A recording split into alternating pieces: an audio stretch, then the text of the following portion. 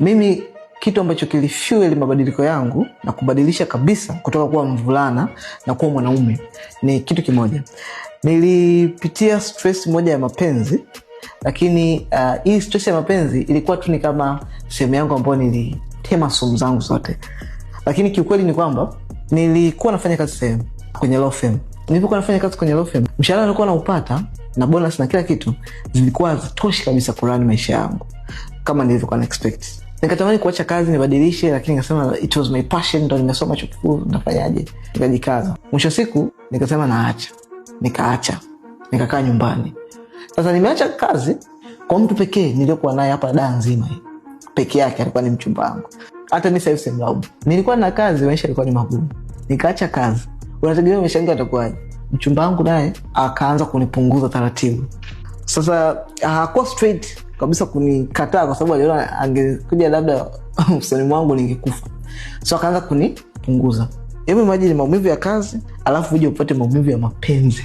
Nilikuwa nahisi kama kuvurugwa, kuchanganyikiwa. Kwa hiyo nilivyoona kila mtu kanipunguza, kila sehemu nimekataa. Option iliyobaki ni nini? Option iliyobaki mimi ni kuweza kukaa kama mimi. So that the moment, wakati niko kwenye uchungu, that's the moment nikaanza kulia, okay, only option hapa ni mimi mwenyewe kukaa chini.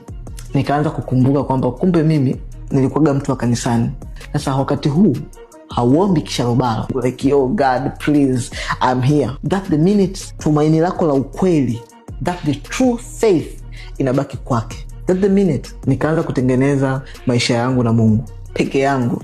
Unajua kuna kuomba wakati huo bado una option ya kuweza kutegemea mtu fulani, lakini kuna kuomba wakati huo ambapo huna option. The only option is you to die or God afanye maajabu. That the minute unategemea kupata miracles wakati hujawahi kupata miracles.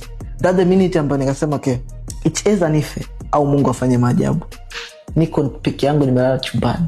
Kipindi nimeacha kazi ndo wakati ambapo nilikuwa nimesema naanza hii idea yangu ya biashara hii ambayo naifanya sasa hivi. Nilipoacha kazi nikasema nikaposti, hamna matokeo, kwa nikaacha, nikawa nimetulia. From nowhere anategemea kufa. Chumbani kwangu mwenyewe, joto kali Dar es Salaam. Nikaanza kutengeneza maisha yangu na Mungu. Nikaanza kuomba.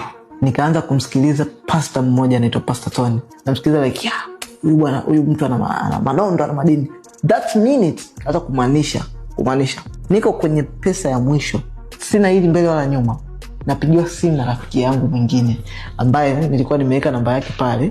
Akanipigia sema, bwana, kuna mtu anakutafuta, ni client, inabidi uende. Kodi yangu imekaribia kuisha. Hela ya chakula imekwisha. Nimeacha kazi. Familia imenitenga, mchumba kaniacha, niko mwenyewe. That a minute naenda kukutana na client wa kwanza. Trust me, client huyu akunilipa $1 wala 2 wala 3. Project ilikuwa milioni nyingi. You can't imagine. The minute kaniingizia ile hela, narudi nyumbani, sikuamini macho yangu.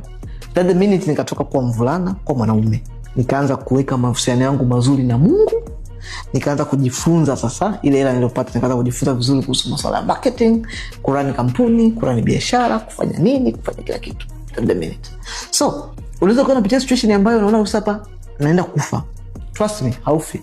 Kitu ambacho unatakiwa kufanya ni kubadilisha maisha yako, change kabisa kutoka kwenye kuwa mvulana kwa mwanaume. Especially hii ni content kwa mwanaume. Uko mtaani, hujaenda chuo kikuu, mambo yalikuwa yamekutinga hapo katikati, mambo yamevurugana.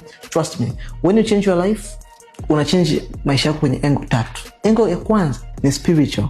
Angle ya pili ni mindset. Angle ya 3 ni skills ama ujuzi, ama tunazungumzia masuala ya kibiashara. Ukiwa mvulana, usipo develop hivi vitatu, ni ngumu sana kwa mwanaume. Then unabidi kujifunza masuala ya biashara. Namna gani tengeneza cash flow, namna gani tengeneza mzunguko wangu wa pesa. That's only you can change your life.